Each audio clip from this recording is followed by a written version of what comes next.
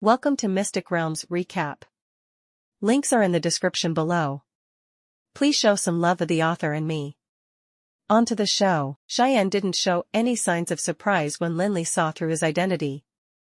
If Lin Li couldn't even do that, then he should probably doubt the authenticity of the hearsay.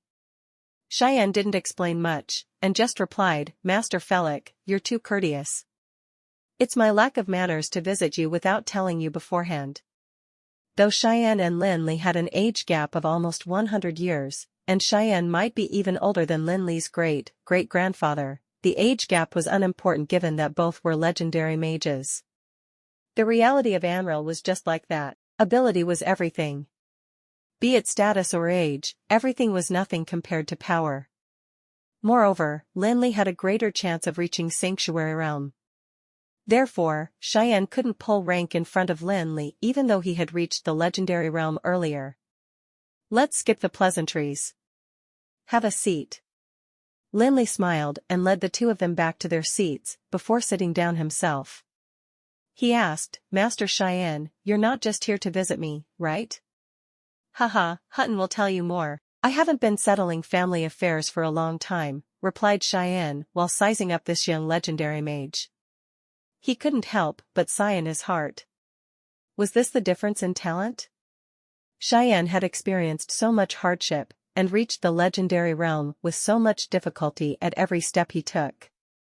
In contrast, this young Master Felix had successfully reached the legendary realm in the Blackstone Mountains, and just defeated the legendary mage of the Elven Kingdom.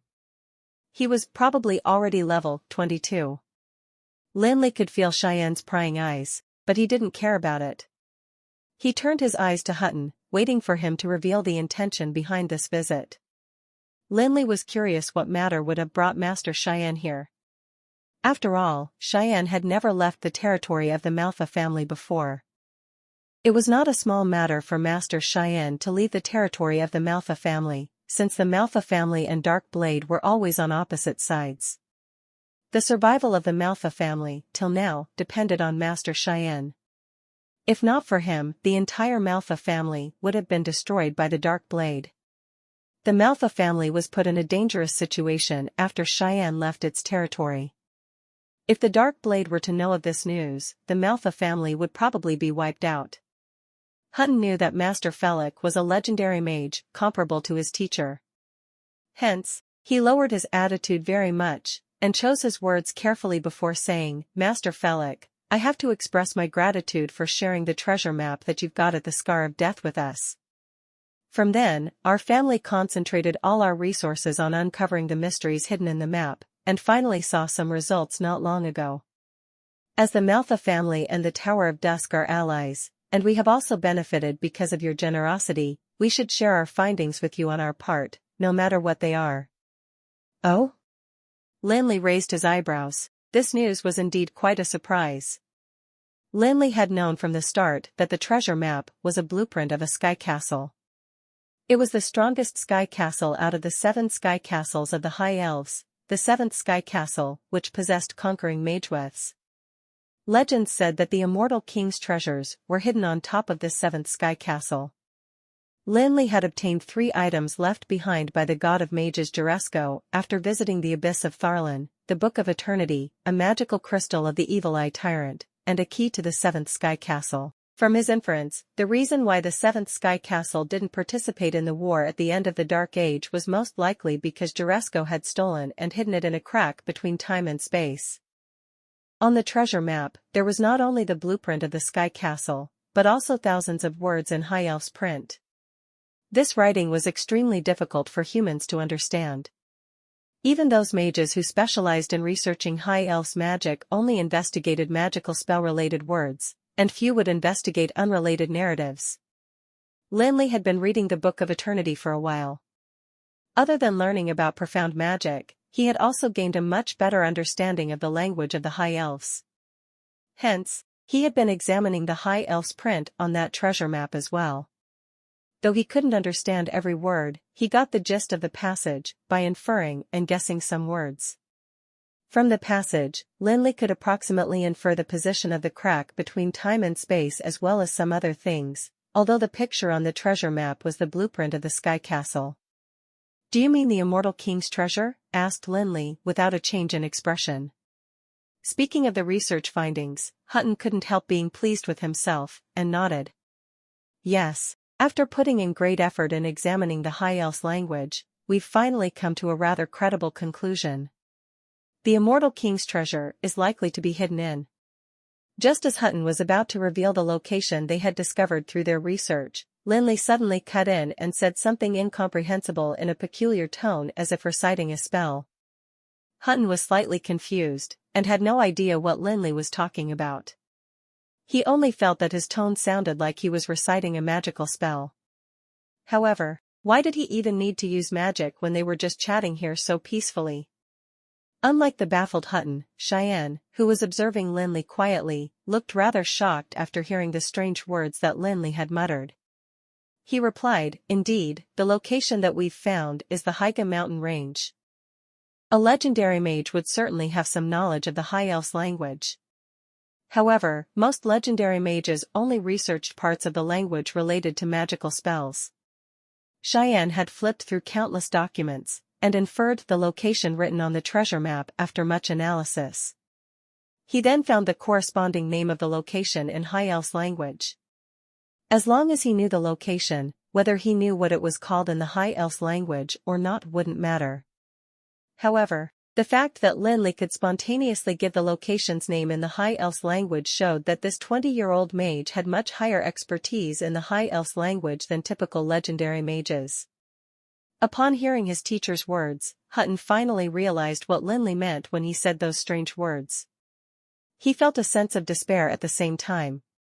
He had originally thought that he could get the upper hand in the negotiation by knowing the location in the map. After all, the Manhwa family had invested so much effort into analyzing this treasure map. However, judging from the current situation, Lin Li had already known the location in the map even without Hutton's help. Also, Hutton saw this as Lin Li probing if the Manhwa family had the capability to collaborate with him. Why hadn't Lin Li just told them that the location was the Haiga mountain range? If the Manhwa family wasn't able to find the real location of the treasure, they naturally would have no right to do business with Lin Li anymore. Hutton felt quite dejected.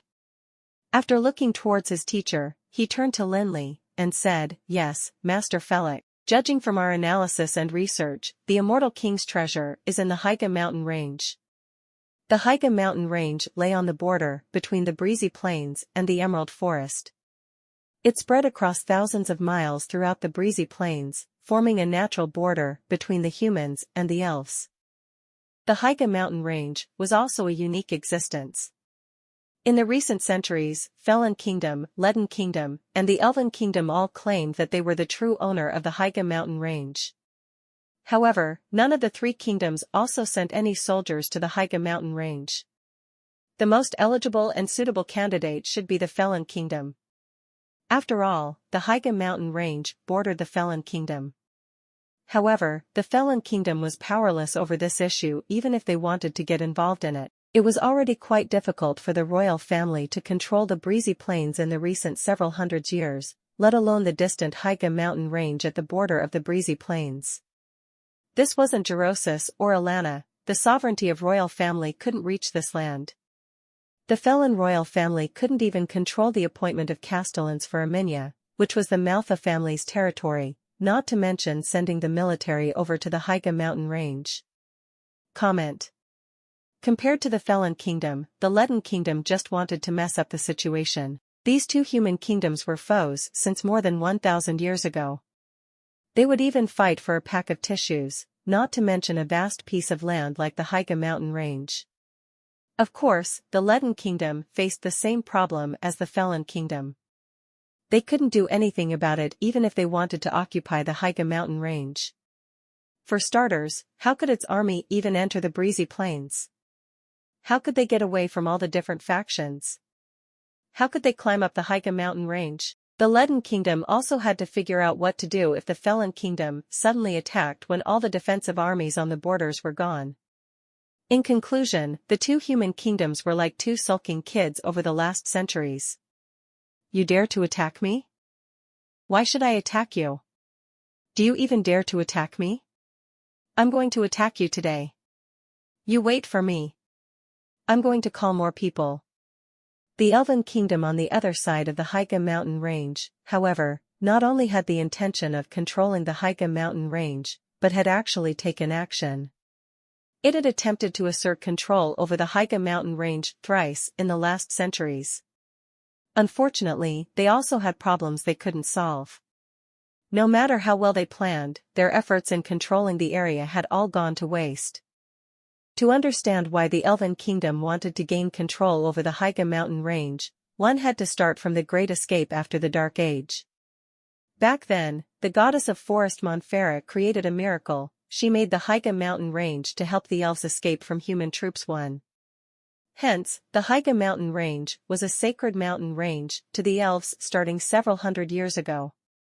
Every elf wanted to get back the sacred mountain range, but the Elven Kingdom was weaker than the two human kingdoms in every aspect. These two human kingdoms didn't give it their all, but the Elven Kingdom failed terribly even after doing so. The reason why they failed was rather funny. Who would imagine that a place deemed the sacred mountain range by the elves would repel all forms of nature magic? The thousands miles long of Higa mountain range was like a naturally occurring magical domain, and was completely immune to all nature magic. Once any ManhwaRecap devotee entered the Higa mountain range, he would change from a powerful mage to a totally defenseless person. This could be said to have reduced the power of the elves by half. Although there were many archers in the Elven Kingdom too, it was impossible to control the entire Higa mountain range without mages. The Higa mountain range was one of the oldest places in Amrel, and had existed since the prehistoric times. There were many powerful magical beasts residing in it. Thus, it was even more dangerous than the Blackstone Mountains. There were even news circulating inside the Elven Kingdom that a few true prehistoric magical beasts were hidden deep in the Higa Mountains. Actually, Lin Li wasn't very interested in the Immortal King's treasure. It wasn't that he didn't regard the Sky Castle as important. After all, the 7th Sky Castle was the strongest out of all Sky Castles. He wasn't too interested, because he knew more information about it than the Manhwa family, and in greater detail. Back when he had just gotten the treasure map, Lin Li had already known that the so-called map to the Immortal King's treasure was actually the blueprint of the 7th Sky Castle. After his research of the High Elves language these days, Lin Li also realized that the map recorded the fact that the 7th Sky Castle used to be in the Higa mountain range. However, since Juresco had the key to the 7th Sky Castle before, it meant that Juresco had likely possessed the 7th Sky Castle, and nobody could guarantee that the Sky Castle was still in the same spot. The Immortal King's treasure was likely hidden on top of the 7th Sky Castle. However, if the 7th Sky Castle had been shifted to another location, would the treasure still be in the original place? Just talking about the Immortal King's treasure, there wasn't much significance to the location shown on the treasure map. However, Lin Li had already added the trip to the Higa mountain range into his calendar, despite all that. Even if Hutton and Cheyenne hadn't visited today, Lin Li intended to tell the Manhwa family about this news and persuade them to go to the Higa mountain range with him. The reason why he still decided to go was because Lin Li could faintly sense the location of the other pieces of the debris of the stars after he had acquired 3 pieces of them, including Rebirth, which he had just gotten. After coming back from Roland City, Lin Li now possessed Holy Light, Gloomy Dark, and Rebirth. When these 3 pieces of the debris of the stars were put together, other than Raging Flames and Polar Snow, which were hidden in the underground palace, Lin Li could faintly sense another piece of the debris of the stars located around the Higa mountain range. Moreover, with his memories from the Endless World, Lin Li guessed that piece of the debris of the stars was likely to be Thunderbolt, which contained the intrinsic rules of wind. Lin Li clearly remembered that Thunderbolt was the most destructive out of all 7 pieces of the debris of the stars. Given that he could only sense it with the help of 3 pieces of debris of the stars, the only possibility was that it was sealed by something. Whatever could seal Thunderbolt was certainly not easy to deal with. Lin Li was confident, but not arrogant. Although the legendary realm was powerful, it wasn't invincible in the whole world. If he were to go there unprepared, he might come back with nothing but injuries. Cheyenne had come at the right time. Since the Manhwa family was so interested in the Immortal King's treasure, it wasn't impossible to collaborate with them. One should not think that the Manhwa family had come really because they valued the alliance with the Tower of Dusk, and wanted to share their findings altruistically. Although the Manhwa family didn't know about Thunderbolt or the debris of the stars, Cheyenne was still wary of the dangers lying in the Haiga mountain range. If the immortal king's treasures were hidden in another place, like the Blackstone Mountains or Scar of Death, for example, the Manhwa family wouldn't be polite at all, and would get the treasure all for themselves. Since we've already confirmed the location of the treasure, does the Manhwa family have any plans? Lin Li asked calmly, not taking the immortal king's treasure to heart. Cheyenne, who was observing everything quietly from the side, was shocked at Lin Li's reaction. If this legendary mage was a 100-year-old elder, the composure he had during a time like this wouldn't be surprising. However, this Master Felek was only 20 years old. He showed no signs of arrogance, despite all his achievements, and was calm facing a temptation like the immortal king's treasure. This kind of temperament was too terrifying. Even Cheyenne himself had spent a long while to suppress the excitement in his heart upon finding out that the immortal king's treasure was hidden in the Haiga mountain range. Even now, he still felt a tinge of excitement whenever he thought about it. Hutton had no idea what his teacher was thinking. After hearing Lin Li's question, he immediately politely replied, "Yes, Master Felek. We already have a plan." In fact, the so-called plan wasn't complicated. The focus was still organizing a team of adventurers. It was impossible to use trickery in the Haiga mountain range. They needed to rely on powerful strength. Given that both sides had the intention to collaborate, the deal was sealed immediately. As for other things such as splitting the gains, it was too early to talk about them. Heaven knew what lay inside there, but Lin Li wouldn't give up Thunderbolt no matter what. Also, compared to the thing that sealed Thunderbolt, the immortal king's treasure wasn't important anymore. It wasn't even guaranteed that they could find it. Master Felek, you see, we still need some time to organize the team of adventurers. How about you come to Aminya with us? The Manhwa family welcomes you with open arms. Seeing that the deal was sealed, Hutton sincerely sent out an invitation to Lin Li, hoping that he could visit the Manhwa family in Aminya. After all, he really needed more time to organize the team of adventurers. However, Lin Li didn't accept Hutton's invitation. No one knew how long they would be in the Haiga mountain range. Back in the Blackstone Mountains, they had spent 3 months in the abyss of Tharlan alone. Thus, Lin Li knew he had better make the necessary arrangements for the Tower of Dusk before going to the Haiga mountain range. A few days later, the Manhwa family located in Aminya City recruited adventurers on a large scale yet again. They organized a powerful team of adventurers by promising them attractive rewards. Unlike the previous time when going to the Blackstone Mountains, when any Tom, Dick, and Harry could get money as long as they participated, the requirements for the adventurers this time were very high, and even seemed to be unreasonable to some. All the participating adventurers were required to be at least level 15 regardless of whether they were mages, warriors, or bandits. In fact, nobody questioned this requirement anymore after knowing that the destination was the Haiga mountain range. No matter how many people there were, everyone below level 15 would only be a burden in a dangerous place like that. After making arrangements for the Tower of Dusk, Lin Li went to Aminya City with his subordinates. The current patriarch Sorensen, his son Hutton, and other important people in the family all came to the gate to personally welcome Lin Li as they had known that Lin Li was coming beforehand. The scene of the welcome was so grand that countless people started gossiping about it. However, nobody found it strange after knowing that the famous Master Felek was the one visiting. In the entire breezy plains, even the farmers who only knew about farming knew about Master Felek now. That 20-year-old legendary mage was like a god. Thus, there was nothing inappropriate if Patriarch Sorensen of the Manhwa family went to welcome him. Hutton didn't just realize that he was less capable than Lin Li. He hadn't felt the difference so clearly before, but felt it so deeply in this period of time after seeing how his father and teacher behaved towards Lin Li. First, his most respected teacher treated Lin Li as an equal when they visited the Tower of Dusk. Then, his father lowered his attitude to welcome Lin Li personally at the city gate even as the patriarch. All these were like a ruler, making the difference more obvious and making Hutton's feelings clearer. Hutton sighed in his heart upon seeing Master Felix, who was currently greeting his father. Back in the Blackstone Mountains, Hutton looked down on this mage called Felix when he had first heard about him. Now, Mage Felix had become Master Felix in less than a year, and even defeated a legendary mage from the Elven Kingdom said to be level 22 in the Harvest Square. This was what it was like to be far inferior. Thinking back on those years when he'd been immeasurably self-satisfied to be called a genius, Hutton was so ashamed of his old self. Compared to the young Master Felix, his so-called talent was nothing. How dared he even call himself a genius?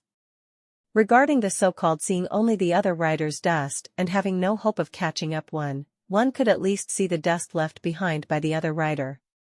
However, compared to Master Felix, Hutton couldn't even see the dust left behind by Felix.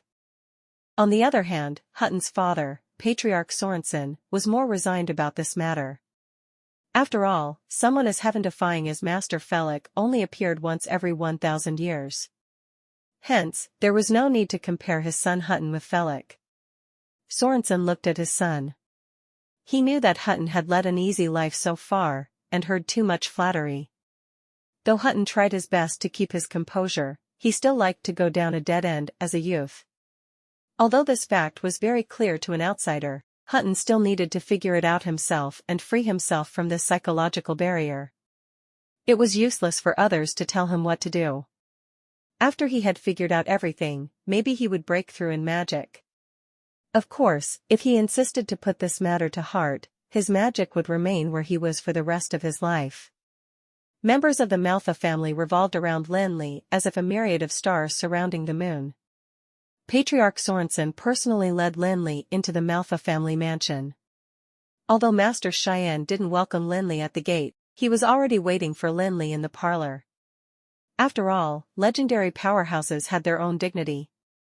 Even though everyone knew that Lin Li had boundless prospects, Cheyenne was Lin Li's equal as of now. In the luxurious parlor, only Master Cheyenne, Patriarch Sorensen, and the internally conflicted Hutton remained in the room. The other members of the Manhwa family all left. What they needed to discuss was very simple: the situation of the team of adventurers, how their abilities were, how they would enter the Haiga mountain range, and etc. The Manhwa family had invested almost everything they had into finding the immortal king's treasure. Out of the 100+ adventurers in the team, everyone was at least level 15 by profession. Anyone at least level 15 in power would be an influential powerhouse in a certain area.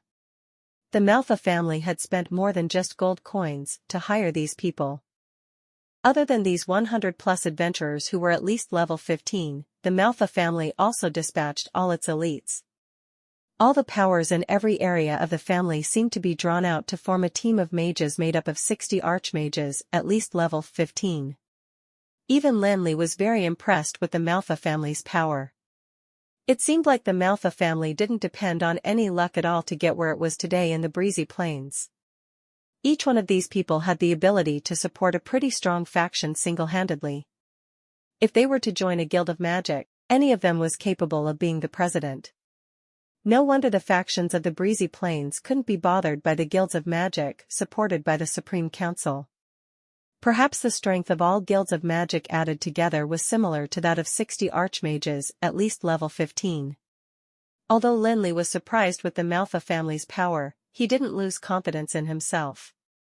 Though the Tower of Dusk didn't have matching power currently, it wouldn't take long for it to catch up, and even surpass, the Manhwa family given its current speed of development. Compared to the effort the Manhwa family had put in, its collaborator the Tower of Dusk only sent Lin Li over, which seemed rather stingy. However, Lin Li didn't think there was anything wrong with this. The extent of contribution made wasn't dependent on the number of people. For the Manhwa family, even the elders didn't dare to complain about the Tower of Dusk, as a legendary powerhouse had surpassed the level of which they could complain about. After the discussion, the team couldn't set off immediately yet. Thus, Hutton led Lin Li to rest and tour the Manhwa family mansion on the way. In terms of luxury and vastness, the Manhwa family mansion was nothing compared to the Forbidden Palace that Lin Li had toured before. Moreover, with Lin Li's judgment as a guru of inscription. The standards of the Manhwas inscribed on the walls of this mansion weren't very high, though they were considered very powerful. Huh. Damn it. You dare to come to my territory? Just see how I'm going to deal with you. A sharp voice rang abruptly, and then a person ran towards Lin Li like he was crazy. Harvey hadn't had any ambitions or goals. He didn't try to snatch power or dream about things he could never get, just wanting to be a dandy. He didn't need to worry about family affairs all day long like his brother Hutton, so he used all his memory on grudges. Though half a year had passed since the incident in the Blackstone Mountains, Harvey didn't forget about the lad who had ruined his plan and caused him to get slapped twice by his elder brother. Though Harvey had heard much hearsay about the Tower of Dusk recently as well, he didn't believe any of it. In Harvey's eyes, only his brother Hutton could be considered a genius. It was definitely fake bragging that Lin Li was a 20-year-old legendary mage. Everyone knew that the god of mages Juresco was the teacher of the Manhwa family's ancestors. Even Juresco only stepped into the legendary realm at the age of 231. How could anyone be better than the god of mages? Although Harvey didn't think of revenge all the time, as this wouldn't fulfill his pursuit of having fun, there was no reason for him to let this wretched lad off when he had chanced upon him today.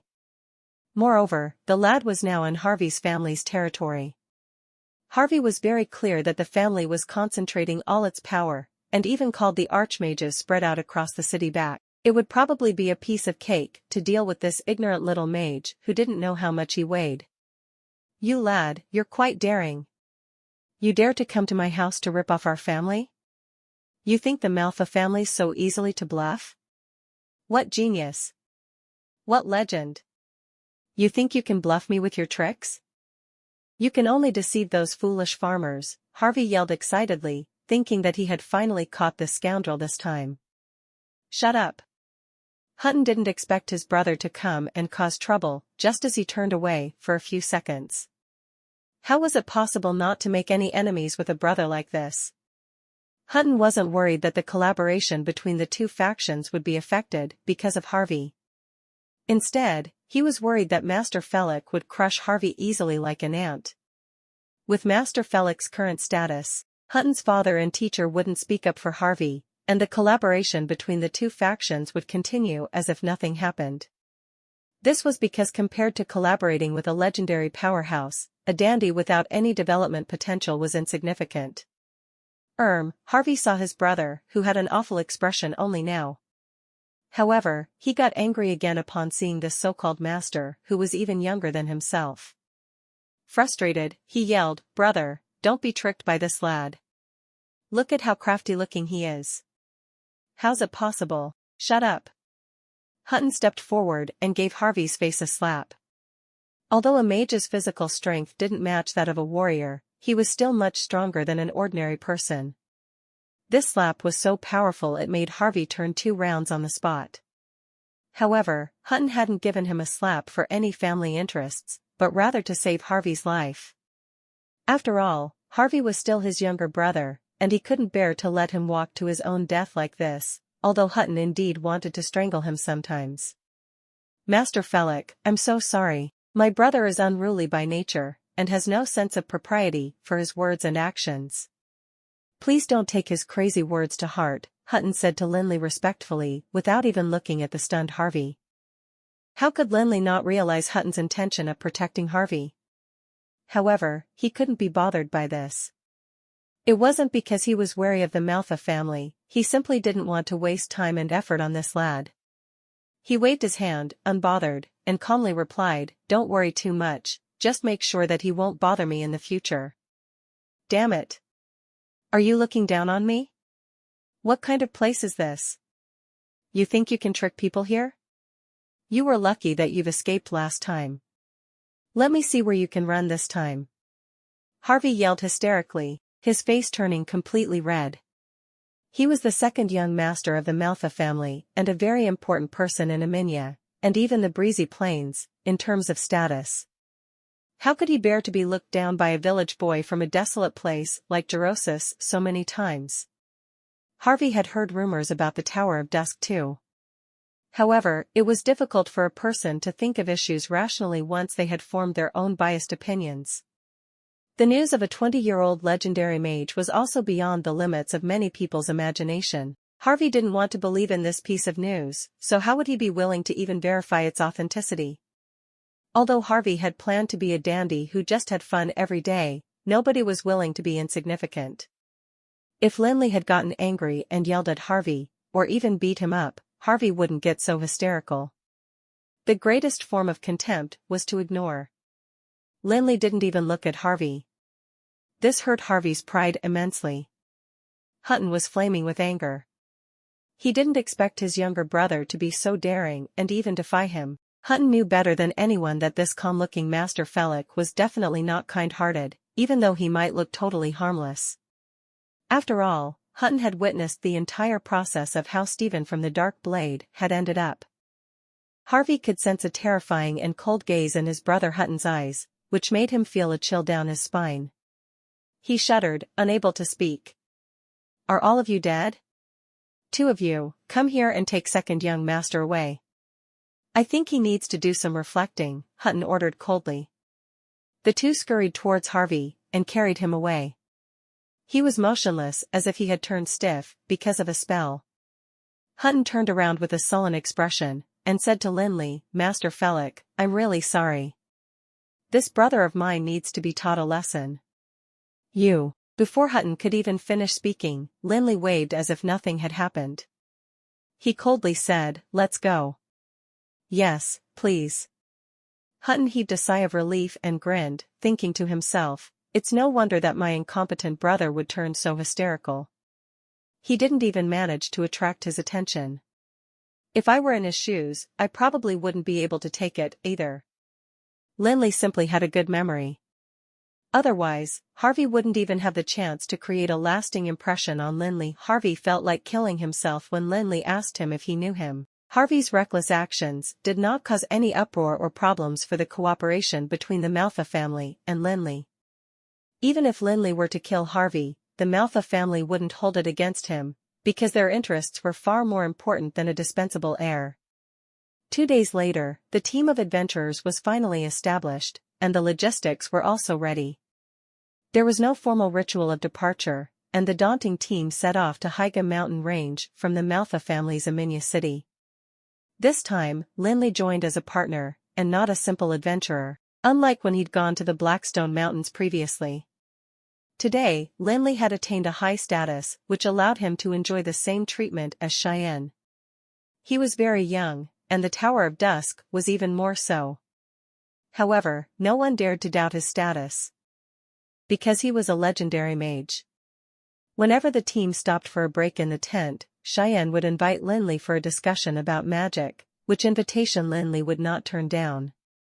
Even though he had a magical book like the Book of Eternity, there were no limits to learning and gaining more knowledge.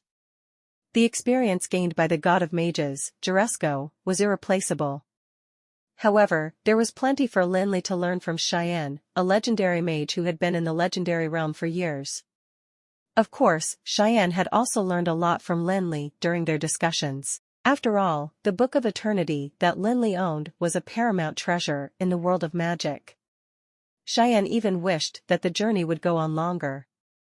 During the discussions, Lin Li did not withhold any knowledge, and would answer all of Cheyenne's questions truthfully as long as he knew how to. That was his attitude when it came to learning. He ought not to be worried about others surpassing himself, because that would only make him become lazy and unmotivated. Besides, no one knew what they might face during this expedition to the Haiga mountain range. It would be beneficial for him to increase the abilities of his partners. As Cheyenne's students, Hutton and Adalo were extremely lucky because they got to gain plenty of knowledge from the discussions between the two legendary masters. Although they were both archmages, there were several things that they could not understand, especially Hutton, who had a rare talent in magic, though he could not hold a candle to Lin Li. Some of the adventurers had also begun doubting Lin Li's abilities, and suspecting the validity of the rumors that spread around the entire breezy plains. However, in the past few days, even Master Cheyenne regarded Lin Li with great respect. Hence, no one dared to suspect or doubt him anymore. In fact, some archmages who did not belong to the Manhwa family had even begun finding out more about the recruitment criteria of the Tower of Dusk. After all, they were archmages who were significant figures. Although the team of level 15 elites made rapid progress, it still took them about a week to get to Higa mountain range. Due to the fact that none of them knew what they might encounter in the Higa mountain range, they decided to reserve their energy as much as possible.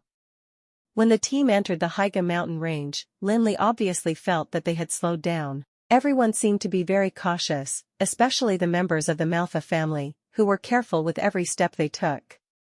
Actually, their conscientiousness could be explained by the distribution of the forces in the breezy plains.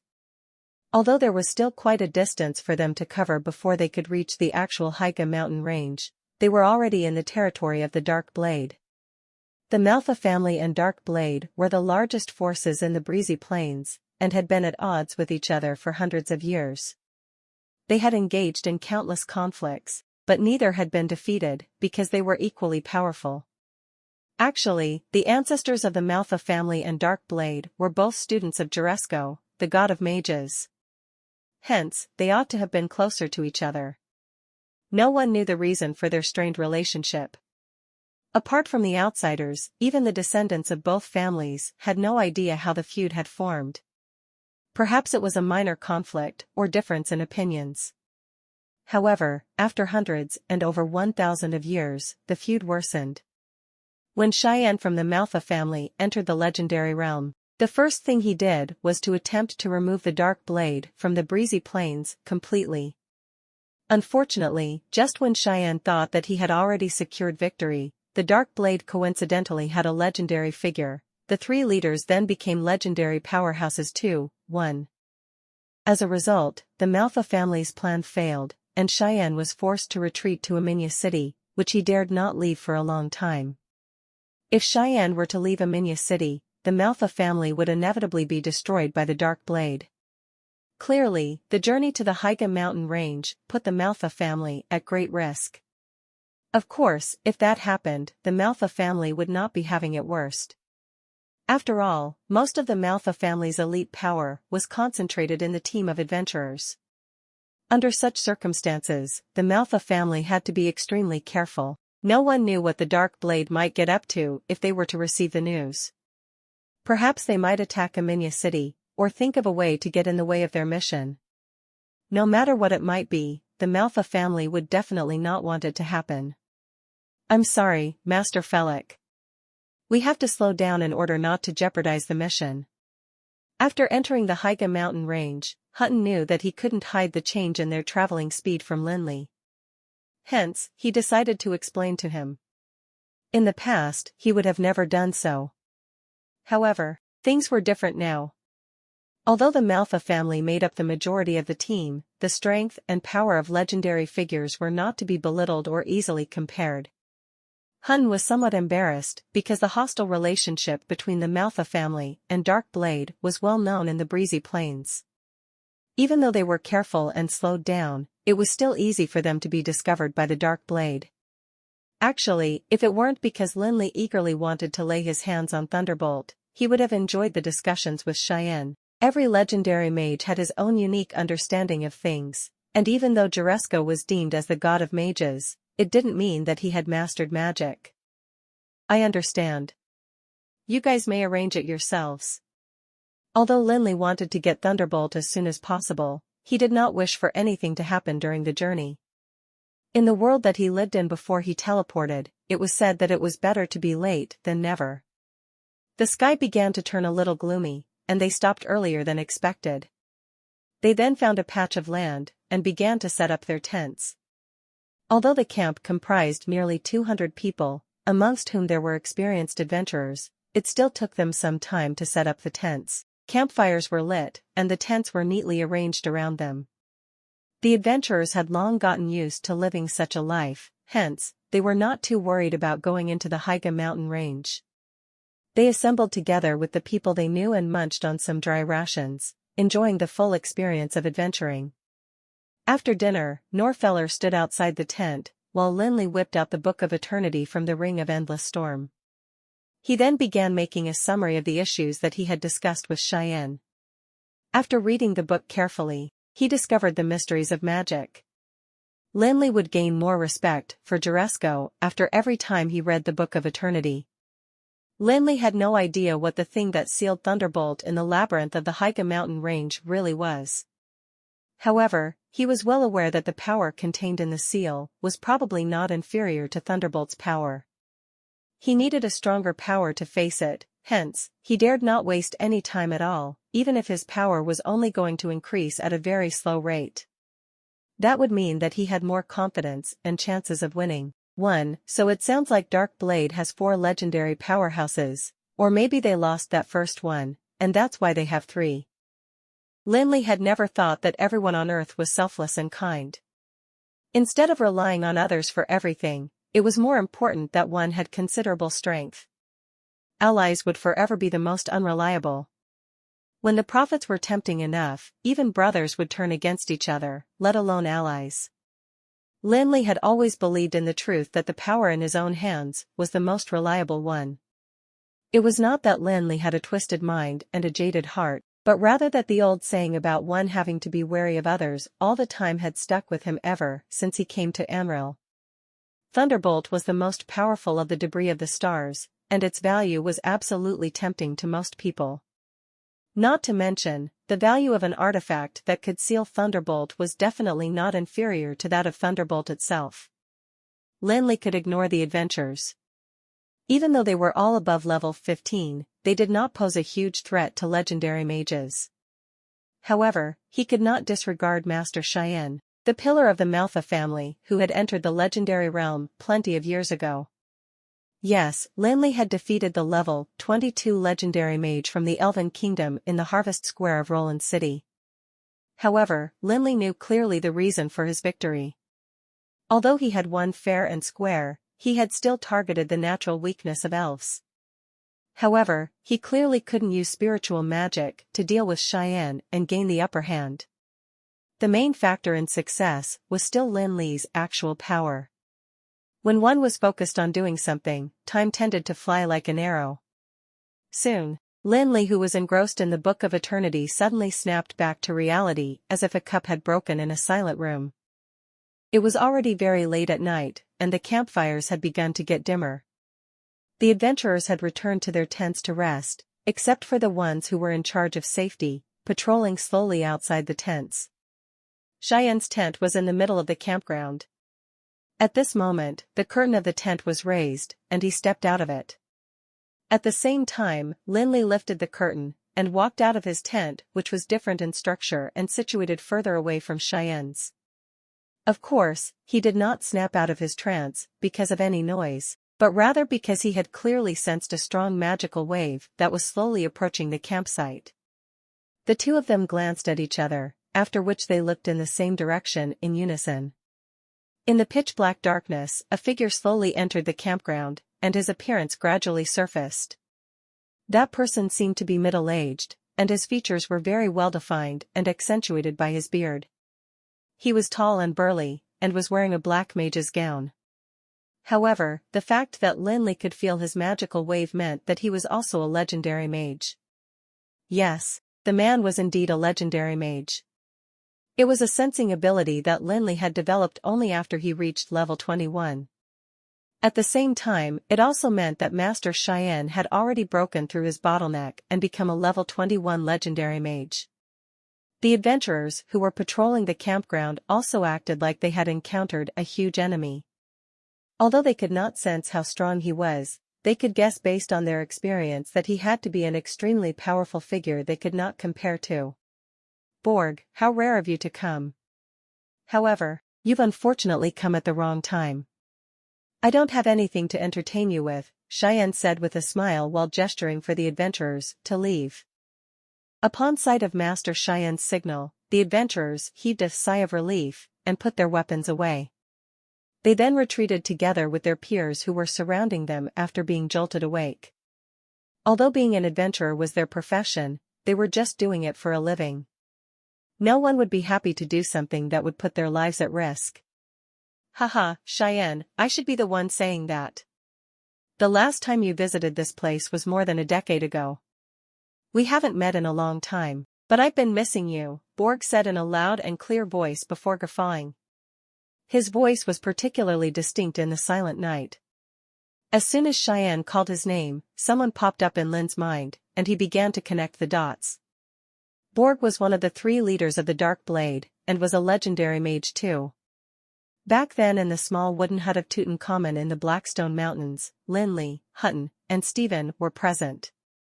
Later on, the 3 of them were sent to the abyss of Tharlan by Tutankhamun, and Stephen's soul was then used by Mephisto's. Of course, Summoning Lamp let Lin Li make certain that he was using Mephisto's instead. No matter what, both Stephen and Mephisto's were plotting against Lin Li, but they ended up being pushed into a path of despair in the end. Mephisto's was destroyed by the Lord of Darkness, and sucked into the Summoning Lamp. Lin Li did not care about what had happened to Stephen. However, Borg was Stephen's father. Since they were in the Dark Blade's territory, they were not surprised to see Borg, though the way that he appeared was rather unpredictable. The 2 families had always been at odds with each other. They had been enemies for centuries, hoping that they could one day kill one another and eradicate the other party completely. If the Dark Blade knew that the Manhwa family had brought along all of their elites, they would probably only do 2 things. One would be to eradicate the Manhwa family's power in Eminya, and the other to make them leave their elites behind. What's wrong? Are you the only one here, Borg? Where are the other 2? Since you guys know that an old friend has visited, why aren't they out to greet us? I really miss them, Cheyenne said sarcastically with a smile. No hurry, old friend. You'll definitely get to see them. It's just not the right time yet, Borg answered smilingly. At this moment, Hutton and the other members of the Manhwa family had already exited their tents. However, after they heard Borg's words, their faces immediately grew sullen. Only Borg, one out of the 3 leaders of the Dark Blade, was standing in front of them. Every member of the Manhwa family could already guess the reason for the absence of the other 2. Actually, even the adventurers knew of the feud between the Manhwa family and Dark Blade. Hence, they could think of a possibility. An uproar had perhaps already broken out in Eminya City. The Manhwa family had slim chances of escaping this time. Lin Li sighed silently. The Manhwa family had pinned their hopes on being lucky, but luck really wasn't on their side. The strength of the Dark Blade was not inferior to that of the Manhwa family, and they would obviously detect the movements of the Manhwa family. The problem that the Manhwa family was facing now was the fact that they might not be able to keep and protect their elites. Their only hope was to let Cheyenne, a level 21 legendary mage just like Borg, buy some time while the rest left immediately before the other 2 legendary powerhouses arrived. No matter what approach they adopted, it seemed that their efforts and the trip to the Haiga mountain range would be in vain. Of course, Lin Li wouldn't miss a legendary battle, which would probably be interesting since both Cheyenne and Borg were extremely powerful. Borg was not at all fazed by the murderous gazes of the Manhwa family members. Instead, he remained smiling, and said to Cheyenne, "What's wrong? Old friend, it's not too appropriate to be catching up here. Aren't you going to invite me in for a seat?" Upon hearing Borg's words, Cheyenne squinted subtly before pointing at the tent behind. "I was acting inappropriately. Let's go in and chat, then." Most of the people there had no idea what was going on, but Lin Li knew that they could not afford to engage in a legendary realm-level battle. If Borg meant to destroy the Manhwa family, there would be no need for them to go inside the tent.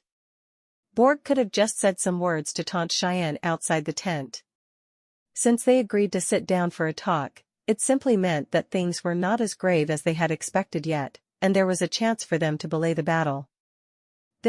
Borg shifted his gaze onto Lin Li, and continued, "This must be Master Felix from the Tower of Dusk. I've long heard about Master Felix entering the legendary realm at the age of 20. You're a rare talent. No one has achieved such a commendable feat in thousands of years. Unfortunately, I have been too busy to visit the Tower of Dusk." Borg did not stare at Lin Li in awe, because he was a senior. Instead, he glanced at him with respect, for he admired Lin Li for being so outstanding despite being much younger. Truth be told, Lin Li was rather embarrassed to receive the compliment, not because he felt flattered, but because he had once called Stephen a bastard in Tutankhamun's wooden hut back then. In other words, he'd been implying Borg's wife had cuckolded him. Back then, he didn't take it too seriously, because he didn't think that he would one day meet Borg. However, now that he had actually met Borg, who did not seem to be hostile, he could not help but feel awkward and embarrassed. "You're being too formal, Master Borg," Lin Li said modestly. The three of them returned to their seats in the tent. Cheyenne was waiting to hear Borg reveal his purpose behind the visit, while Lin Li remained silent because he was too embarrassed to speak. Meanwhile, Borg waited for Cheyenne to ask a question. In the end, the three legendary masters actually glanced at each other silently for a while. "Borg, ever since we knew each other, we'd definitely end up in a battle whenever we met. Your behavior this time is truly shocking. You're not really here for a simple visit, are you?" said Cheyenne, who could no longer stand the silence. After all, he ought to figure out Borg's real intentions for visiting, since it concerned the safety of the Manhwa family. "If you're enjoying my content, please consider donating a coffee. Or checking out my shirts on TeePublic." Smiling, Borg scratched his beard, and said, "Cheyenne, you're wrong. You must understand that you're the visitor here, not me. Since you're a guest of the Dark Blade, how can you not enter? Have you forgotten where our door is?" The three leaders of the Dark Blade got really riled up when Cheyenne became a legendary powerhouse. Before they did. Although they managed to salvage plenty of their pride over the years, Borg still felt rather displeased about it. The two enemies seemed to be sitting together harmoniously, but neither of them was willing to give in or swallow their pride. Lin Li remained seated, and watched the two of them bicker. He then got reminded of the old saying about old folks acting more like children the older they got. He thought about Jirian, Andoin, and the extremely old Apophis, who'd fought alongside Juresco. None of them was mature enough. "Masters, it's going to be daybreak soon." Lin Li had been remaining silent ever since the two elders met each other. He finally decided to give them a reminder because he was bored out of his wits. "Borg, you didn't come here specially to bicker with me this time, did you? You'd better cut straight to the chase as soon as possible," said Cheyenne, who did not want to drag the nonsense on any longer. They still had to resolve the crisis faced by the Manhwa family. Upon hearing Cheyenne's words, Borg glanced at him derisively with a smug smirk.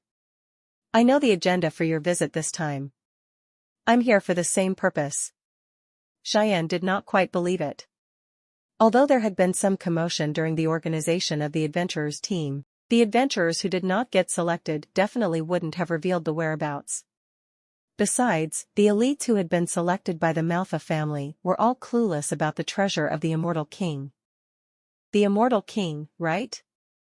The Manhwa family doesn't seem that united after all. Haha, Borg finally revealed the reason for his smugness, which made Cheyenne feel extremely embarrassed. Having been enemies for so many years, Borg felt extremely thrilled to see his enemy being put in an awkward position even though he could not fight. Borg's laughter was extremely piercing for Cheyenne.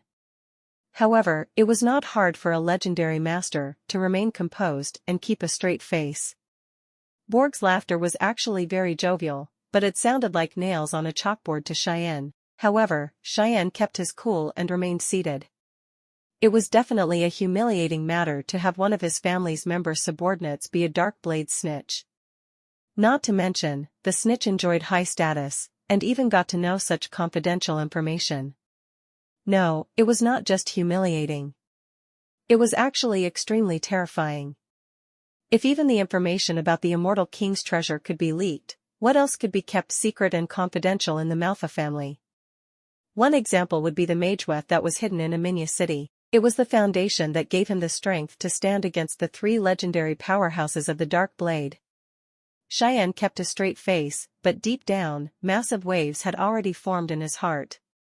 He was beyond infuriated, and was deeply disappointed as well, for someone from his family, which he painstakingly defended, actually sold them out for the sake of personal, selfish gains. Since the snitch had access to such confidential information, he definitely enjoyed high status in the Manhwa family, and could very likely be a direct relative. Oh, the immortal king? What a joke. Whom did you hear it from? Cheyenne asked with a squint, acting as nonchalant as she could. Borg smiled smugly and stroked his beard while saying, I'm not young anymore. Your little tricks don't work on me. You should know whether or not this is true. Besides, you definitely don't know that we have a treasure map of the immortal king thing. In that case, are you here to brag before me? Cheyenne asked, feeling a sudden chill in his heart. He had always kept the treasure map safe with him. Even if others had used it to research the High Elven language, the map was split into pieces and all jumbled up. Everyone knew that the greatest feature of the High Elf's print was its complexity. In fact, it was just plain nonsense. There were perhaps only a few keywords in a paragraph, and most were descriptive words. Hence, if they were not arranged in the correct sequence, nothing could be done even if all of the pieces were intact. In that case, where did Borg get the treasure map that he mentioned? Do I seem like such a senseless person? Everyone knows how dangerous the Higa mountain range is. Even legendary mages like us can't ensure that we'll be safe. Not to mention, the immortal king's treasure definitely isn't going to be sitting there and waiting for someone else to collect it. Frankly speaking, I have only one purpose in visiting. Since we all know the whereabouts of the immortal king's treasure, it is better to temporarily bury the hatchet and cooperate. Borg stopped trying to provoke or agitate Cheyenne for fear that the latter would get angry and refuse to cooperate with him. His trip would then be wasted if he were to insist that since he couldn't have the treasure, Borg couldn't have it either. Cooperation? What a joke. Why should I believe you people? Why should I believe that you have the treasure map just because you say so? I can't believe you actually used to be a bandit. You actually bother getting up to such tricks and embarrassing yourself. I bet even the foolish farmers will not believe you. Cheyenne actually knew that given his identity, Borg wouldn't be so narrow-minded to lie about such things. Since there was another treasure map in his hands, his words should be 80% real. However, even gods would get angry too, let alone legendary figures and ordinary people. Just because he didn't do so against ordinary people, it did not mean that Cheyenne wouldn't bear a grudge against people of the same status as him. Cheyenne, don't forget whose territory you're in. We both have the treasure map, and you guys have just arrived earlier than me. I bet you're very unfamiliar with this place. However, I do have some insider information that's far better than yours. Borg then shifted his gaze onto Lin Li without even waiting for Cheyenne to answer. Even as the archenemy of the Manhwa family, the Dark Blade had never been bothered by the cooperation between the Manhwa family and the Tower of Dusk. After all, the Tower of Dusk was only a small force that had been established less than a year ago. Even though they had the support of the Supreme Council, the Dark Blade did not feel threatened by them. Borg felt that a small force like them would sooner or later be annexed by larger forces since they had to depend on the larger factions to survive. They might also get to develop well due to some luck. Such occurrences were common in the breezy plains. There were plenty of smaller forces that relied on the Dark Blade alone. The Dark Blade managed to develop to their current size all because of expansion and annexation. When the senior pharmacists first appeared in the Tower of Dusk, the Dark Blade was indeed very tempted. More importantly, they feared that the Manhwa family would use the senior pharmacists to disrupt the current balance between the two factions. The members of the Dark Blade had thought about destroying the Tower of Dusk, but the senior pharmacists made them worry and hesitate. Before getting a clear idea of the relationship between the senior pharmacists and the Tower of Dusk, the Dark Blade wouldn't dare to take action against the Tower of Dusk even if they had the three legendary powerhouses as the leaders. Later, the snitch that they'd planted in the Manhwa family informed them that the senior pharmacists had nothing to do with the Manhwa family, after which the three leaders of the Dark Blade were finally relieved. The assistance that pharmacists could provide for the development of a force was way too great. If the senior pharmacists really had some connection with the Manhwa family, it definitely wouldn't be long until the Manhwa family triumphed over the Dark Blade. However, before the three leaders could completely feel relieved, the legendary realm-level battle that took place in the Harvest Square took the entire breezy plains by storm. The young president of the Tower of Dusk turned out to be a legendary mage, and fought an elven legendary mage. The Tower of Dusk and the Manhwa family turned out to have formed an alliance too. In that case, would they work together to deal with the Dark Blade?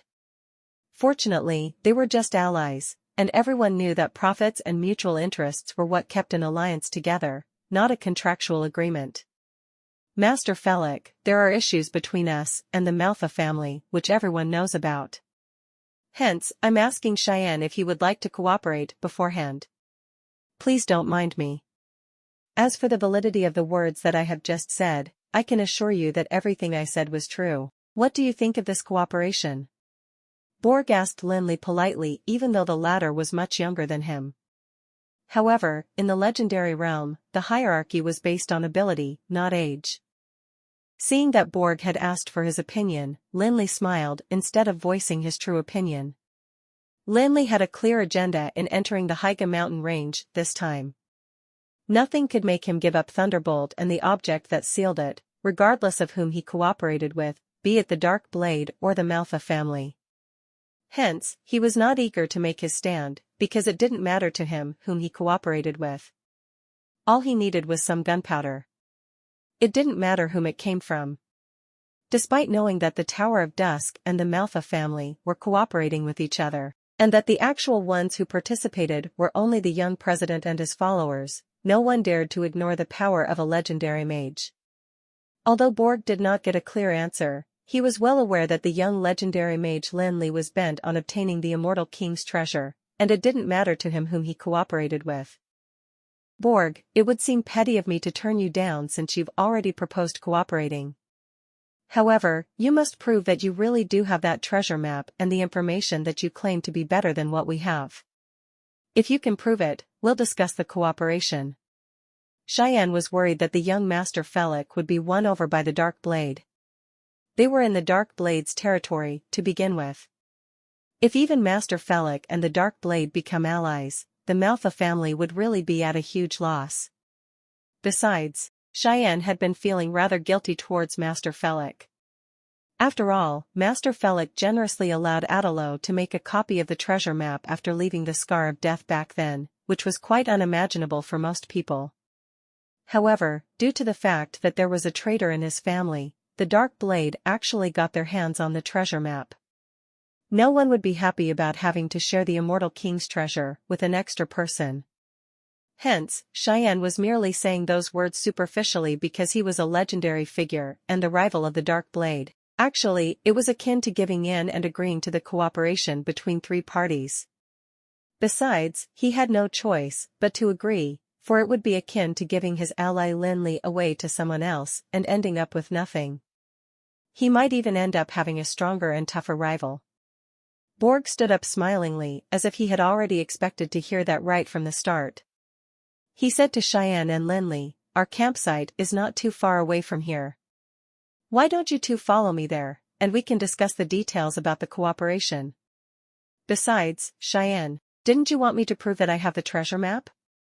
I can prove that I do have the map and the information that I've obtained from my exploration of the Haiga mountain range during the past few days." Cheyenne squinted slightly.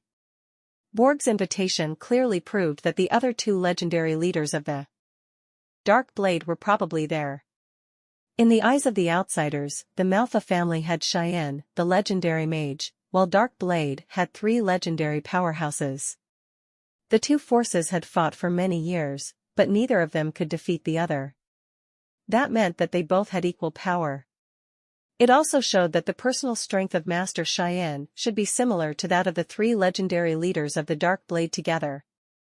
When in the legendary realm, those below that realm were all insignificant. However, they were all powerhouses of the legendary realm, hence, it was not easy for one to go against three opponents. Cheyenne managed to fight the three of them, purely not because of his own abilities, but because of the ancient mageweth that was concealed in Aminya City. That was also the reason Cheyenne never once left Aminya City ever since the three leaders of the Dark Blade entered the legendary realm. Leaving Aminya City and the mysterious ancient mageweth hidden in the city would make Cheyenne just a legendary mage who had broken through the bottleneck to level 21 not too long ago. Now that Cheyenne was faced with the three legendary figures of the Dark Blade, the problem no longer lay in the fact that he did not have an advantage. In other words, if Cheyenne were to accept Borg's invitation, it would be possible for Borg to make things hard for Cheyenne since they had been rivals for years. If Cheyenne were to go against the three of them, it would be akin to digging his own grave. "Alright, Master Cheyenne, let us go and meet the other two leaders of the Dark Blade together," Lin Li agreed before even waiting for Cheyenne to agree. Lin Li's words made Cheyenne's eyes light up because the fact that Lin Li said "let us" meant that he considered himself to be on Cheyenne's side. Cheyenne had to admit that there was no way for him to deal with the three leaders alone. However, things would be different if he had the help of the young Master Felix. Not to mention, Lin Li was a genius legendary mage who had just defeated a level 22 elven legendary mage in the Harvest Square not too long ago. He enjoyed great reputation in the breezy plains now. Since he was going to be on Cheyenne's side, the three leaders of the Dark Blade would have to think twice before acting. The thought of it made Cheyenne nod in agreement. He stood up and said to Borg, "All right. Please lead the way." As soon as the three of them stepped out of the tent, they looked just like a bunch of friends strolling in a certain direction outside the campground together. The members of the Manhwa family, especially Hutton and Adelo, could vaguely guess what was going on even though they had not heard the conversation that had taken place in the tent. They initially wanted to chase after them, but were stopped by their teacher. They gave it some thought, and realized that it did make sense, after all. Archmages might be strong, but they were not that significant in the eyes of the legendary figures. If anything were to happen when they tagged along, they wouldn't be able to offer their teacher any help either. They could only pin their hopes on Lin Li, who left together with him. Lin Li had never been arrogant enough to think that he could overcome the three legendary powerhouses of the Dark Blade alone. The current situation was similar to that in the Romance of the Three Kingdoms. Since the Dark Blade had the three legendary figures, they could be said to be the strongest party amongst the three. If he were to work with the Dark Blade and kick the Manhwa family away, it would probably be very difficult for him to achieve his agenda. No one would be able to resist the temptation of Thunderbolt or the item that sealed it. Lin Li had no idea how the Manhwa family had relied on a single legendary mage, Cheyenne, to confront and stand against the three legendary figures of the Dark Blade. However, he knew very well that the current Cheyenne had absolutely no such ability. The uninvited Borg alone was already almost as powerful as Cheyenne. When he worked with the other two legendary leaders, Cheyenne would probably be defeated. If he would insist on cooperating only with the Manhwa family without the Dark Blade, there was bound to be a battle between the two parties for the ownership of the treasure of the Immortal King. Lin Li did not wish for that to happen, regardless of the outcome. Even if he emerged victorious in the end, he would definitely have to pay a huge and painful price. How could he have the energy to obtain Thunderbolt then? Therefore, the cooperation of the three parties was necessary in the quest for the treasure of the Immortal King. It was the only option that would be beneficial to Lin Li. Of course, it was also in the interests of the three parties. On the basis of the cooperation, what Lin Li had to do was to continue cooperating with the Manhwa family. He believed that that was the only option for them too. Given the feud between them and the Dark Blade that had been going on for years, it was impossible for them to truly unite and cooperate. Under Borg's lead, they soon arrived at the Dark Blade's camp. Their tents were lined up neatly, and the campfires that had been burning all night on the ground had been extinguished too. The patrolling teams were also shuttling between the tents. After all, they were in the Dark Blade's territory, and the campground was much larger than the Manhwa family's. Clearly, they had brought more people than the Manhwa family. "We have selected more than 200 elites who are level 15 and above to form a team of adventurers," Borg said casually, though he was not trying to show off. Since they had agreed to cooperate, how could he not introduce the resources that he had available to his partners? The Manhwa family was a family of mages, and the advantage of a familial management team was loyalty. Unfortunately, it seemed that the trust and loyalty within the family had already been broken. Meanwhile, the disadvantage of that system was a limited source of talent. However, it was different for the Dark Blade. Although they rarely committed theft nowadays, they'd still started off as bandits, and no one doubted that fact at all. Hence, they were definitely ruthless and unrestrained when it came to poaching talents. Therefore, compared to the family of mages, the Dark Blade definitely had an obvious advantage. There were more than 200 elites above level 15 who took part in the operation this time. The 3 legendary leaders arrived at the same time, and showcased all of their power and resources. That made Cheyenne feel rather thankful for the fact that he had previously sought out Master Felix of the Tower of Dusk as a partner. Otherwise, not only would the Manhwa family not have reaped any benefits this time, they might have also ended up being in danger. Upon sight of Borg leading the 2 of them into the camp, the members of the patrolling team and those who had gotten up early to leave their tents quickly stopped to bow to Borg. "It's you." A voice sounded in terror out of nowhere, breaking the silence of the morning. Next, someone dashed forwards angrily with a murderous expression. Lin Li could not help but feel shocked to see the familiar face. Wasn't he Stephen who had gone missing in the abyss of Tharlan? In order to obtain the relics of Juresko, Lin Li, Hutton, and Stephen were sent to the abyss of Tharlan by Tutankhamun, who said that whoever found the Throne of Darkness would be eligible to obtain the 3 relics of Juresko. Along the way, Stephen somehow got associated with the Lord of Souls, Mephistos, and tried to plot against Lin Li and Hutton. When they walked past the ancient dueling ground, Lin Li released the demons and magical beasts that had been held captive there, and trapped Stephen who had been possessed by Mephistos there.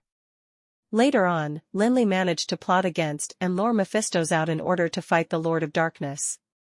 However, he had no idea what happened to Stephen in the end. Of course, Lin Li was only a little shocked, and the 3 of them were competitors to begin with. In order to obtain the 3 relics of Juresko, they resorted to means that were not considered excessive. Moreover, this incident itself was Stephen's fault, so Lin Li didn't feel the slightest hint of guilt. He also knew that although Stephen showed up there, and had obviously told Borg and the others about the events that had taken place in the abyss of Tharlan in a way that was beneficial to himself, there would be no impact as long as the Dark Blade was sincere about the cooperation. Stephen thought to himself, the scoundrel who has once landed me in a horrible situation actually did not show a tinge of remorse or guilt now that we met again. He's pretending like he doesn't know me at all. How shameless. Not only did this bastard almost kill me in the abyss of Tharlan, he even snatched away the 3 relics of Juresko that should have belonged to me. There is no doubt that he could enter the legendary realm so soon and enjoy such a huge reputation in the breezy plains all because of the relics. I should be enjoying that. Stephen was furious beyond words. Although Stephen was just an archmage, he was not at all afraid of Lin Li who was already a legendary mage, because they were now in the Dark Blade's campground and in the presence of the 3 leaders of the Dark Blade, who included his father. He was confident that they could defeat a legendary mage who had just entered the legendary realm.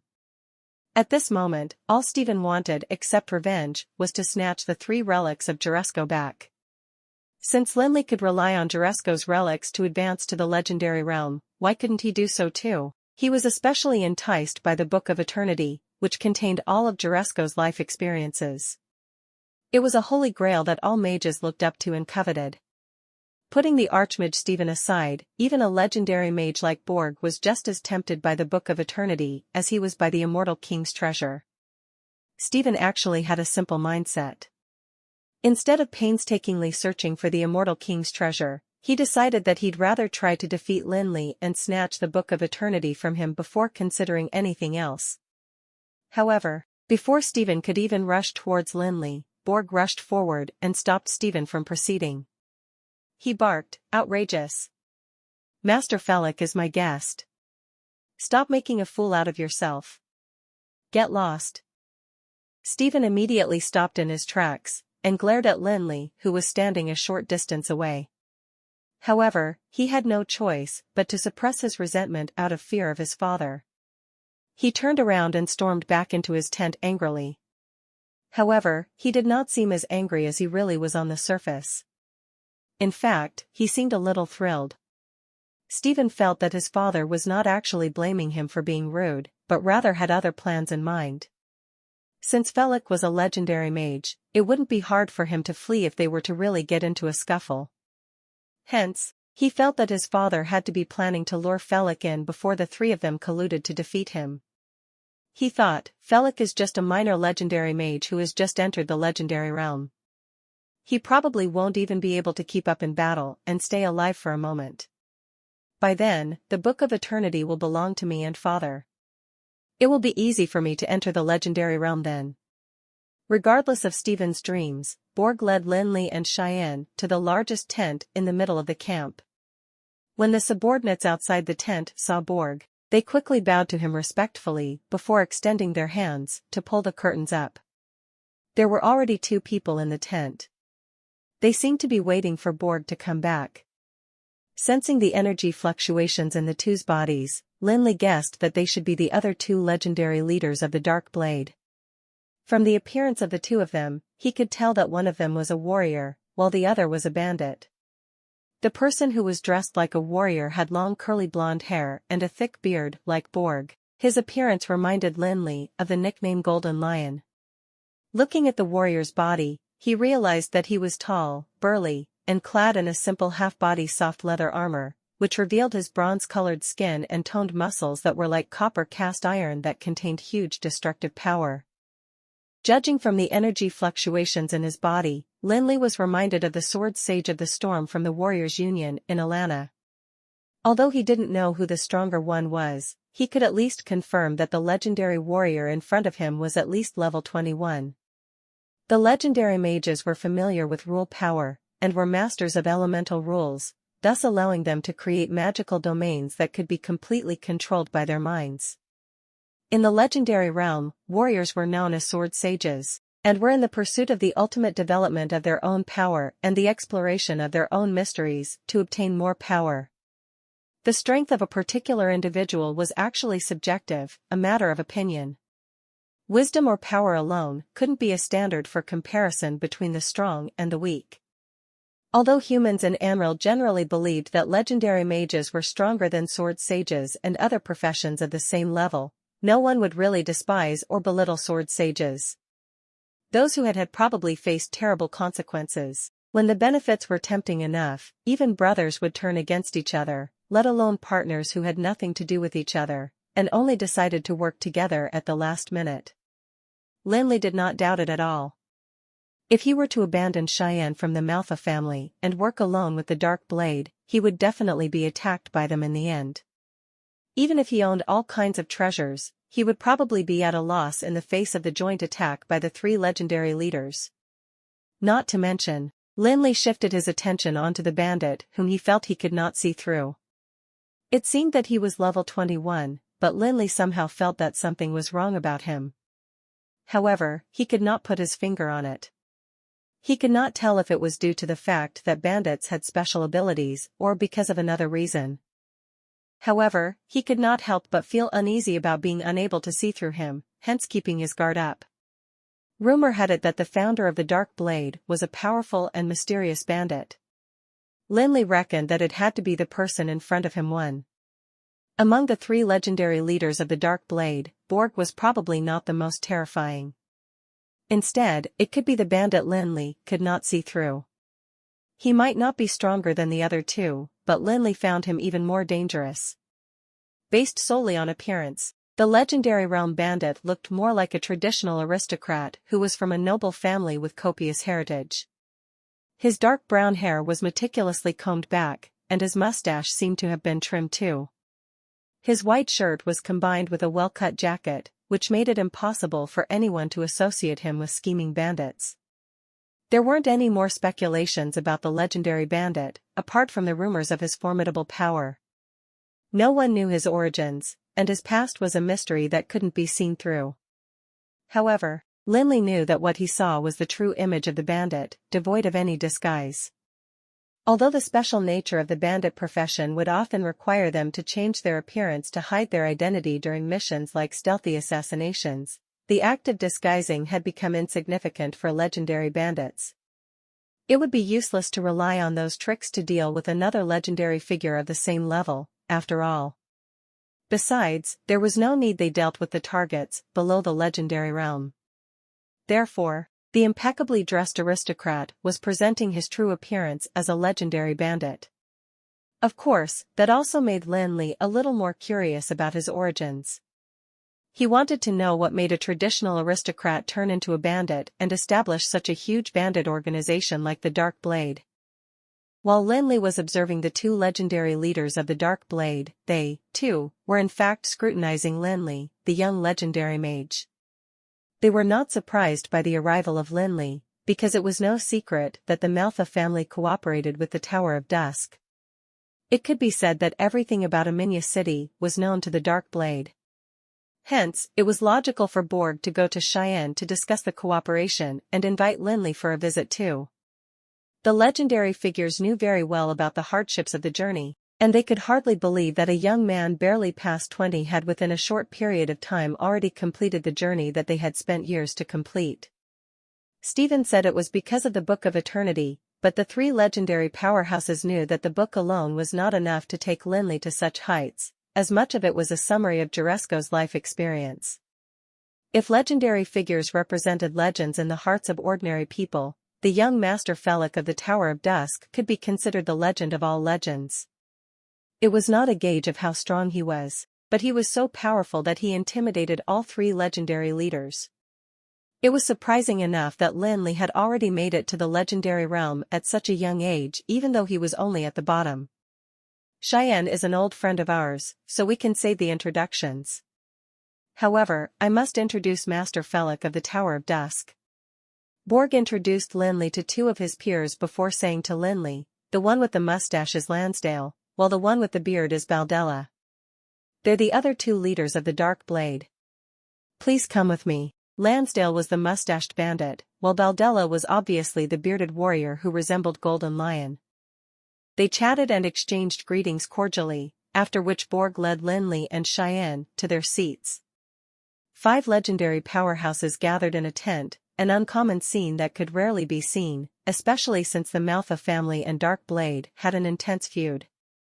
None of them remembered ever having such a calm and harmonious conversation while being seated opposite each other. Of course, they were not completely calm and harmonious. Well, at least Cheyenne was not as composed as he appeared to be on the surface, especially after seeing the map in the tent. Lin Li was not very clear about the map, because it was not the design sketch of Sky Castle. It was different from what he saw at the Manhwa family. However, Cheyenne obviously knew what it was because he was the one who'd illustrated it according to the narrative of that High Elf's print, so no one knew every feature better than he did. Although the map was slightly different from the one he'd made, it was clearly also created based on the transliterated High Elf's print. Noticing that Cheyenne had shifted his gaze onto the map, Borg smugly said, "What's wrong, Cheyenne? The things you mentioned are all here." "I didn't lie to you, did I?" He then made eye contact with his peers smilingly. When Borg had proposed the cooperation earlier on, he had said that he owned not only the treasure map, but also information that Cheyenne and Lin Li didn't have. The treasure map was now hanging in the tent, and Cheyenne was very clear about its authenticity. There were also some clues on the map which hinted at the existence of the information. Cheyenne took a closer look at the hanging treasure map, and soon saw that there were plenty of details on the map that had been modified, including some of the areas he himself had felt vague at the time. Everything was clear on the map. After all, the Dark Blade was the owner of the area, and, to put it simply, understood the geography of the place better than Cheyenne did. The locations of the gullies and hills were also clearly annotated on the map. From these details alone, it could be seen that the Dark Blade did not come to take advantage at the last minute, and instead had put in lots of effort. In fact, Cheyenne also knew that cooperating with them would be their best bet given the situation that they were currently in. The danger in the Haiga mountain range was far beyond what most people imagined, hence, it was necessary for them to have the Dark Blade guide them during the exploration. Of course, Cheyenne still felt rather uncomfortable at the thought of his own family member leaking the information and the treasure map. Actually, everyone knew that cooperation was the only option for those who wanted to obtain the treasure of the Immortal King. The Dark Blade seemed to be powerful with 3 legendary realm leaders and more than 200 elites who were at or above level 15, but it would be impossible for them to make the treasure entirely their own. Putting aside the obstacles that they might face during the quest, the Dark Blade might not be able to take it if the Manhwa family were to relentlessly attack them, let alone with a young legendary mage. The same was true for Lin Li. With the powerful support of the Dark Blade, at least their journey before finding the treasure would be easier, and their chances of finding the treasure of the Immortal King would also be higher.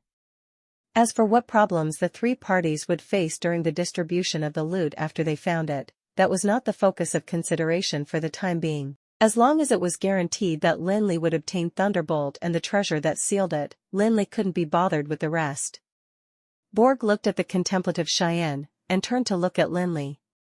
He suddenly yelled out of his tent, "York, tell Stephen to come here immediately." From Borg's perspective, Lin Li was still too young, and couldn't look at things rationally even though he was already a legendary powerhouse. Although he was confident that Cheyenne would agree to collaborate with him despite the fact that the Dark Blade and the Manhwa family had been in conflict for so many years, he was worried that the young Master Felix would still have ill feelings because of what had happened earlier. All the legendary masters here, including Cheyenne, knew about the conflict between Lin Li and Stephen back in the Blackstone Mountains. Hence, they guessed what Borg wanted to do when he called Stephen in. Lin Li also knew what Borg's intentions were. Such things had happened to him so many times since coming to Amril.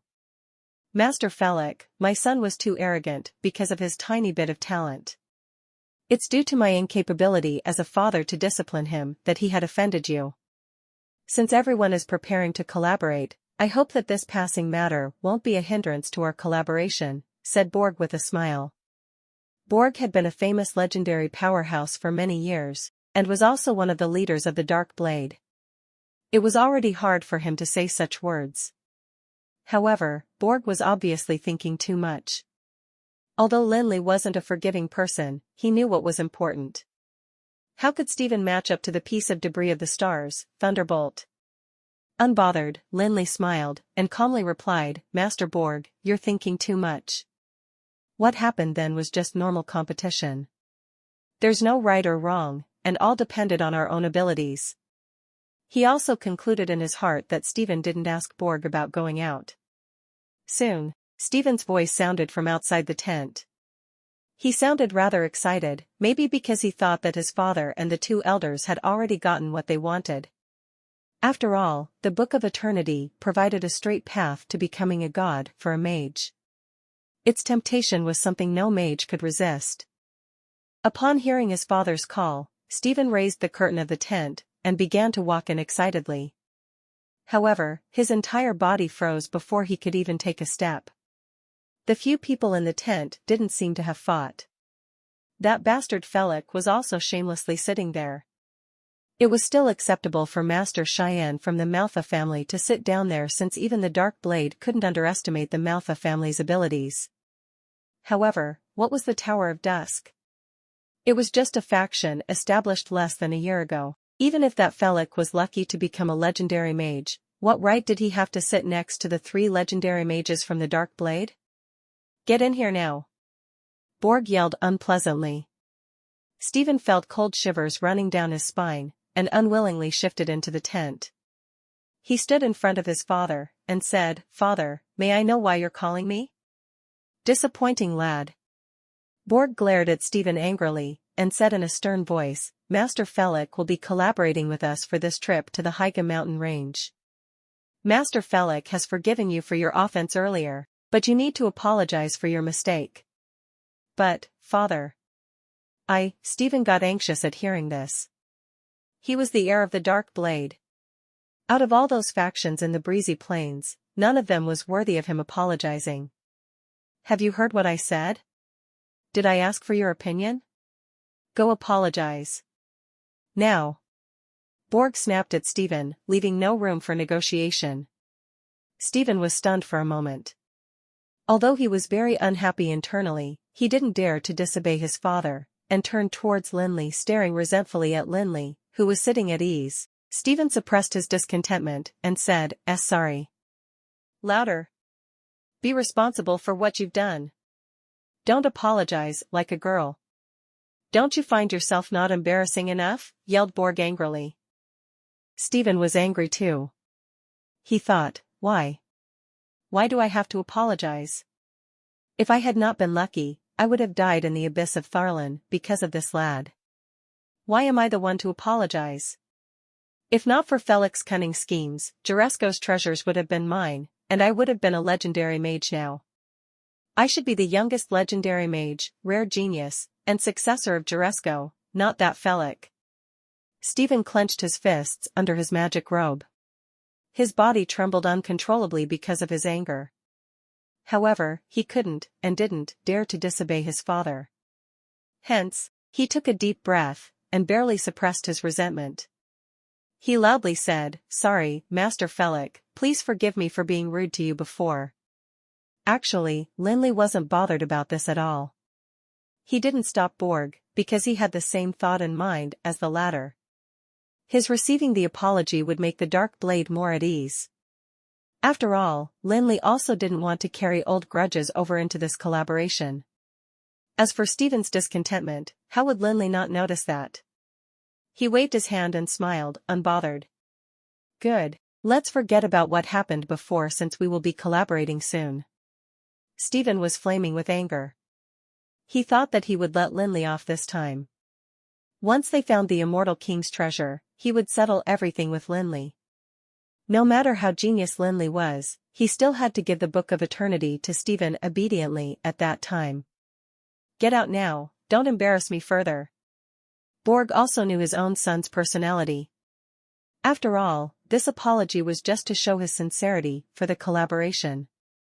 Stephen felt a great sense of relief, and greeted the few masters seated in the tent. Without daring to look at Lin Li, he turned and left. After he came out, he finally dared to heave a long sigh of relief. He turned to look at the tent behind him, and thought, I will get back at you someday. It won't be as easy as apologizing to me by then. After Stephen had left, Cheyenne and Lin Li both expressed that they had no objections to collaborating, so the 5 legendary masters started to discuss the cooperation officially. Everyone didn't mention the share of benefits due to tacit understanding. Though the Dark Blade seemed to invest the most, everyone wanted to get more for themselves.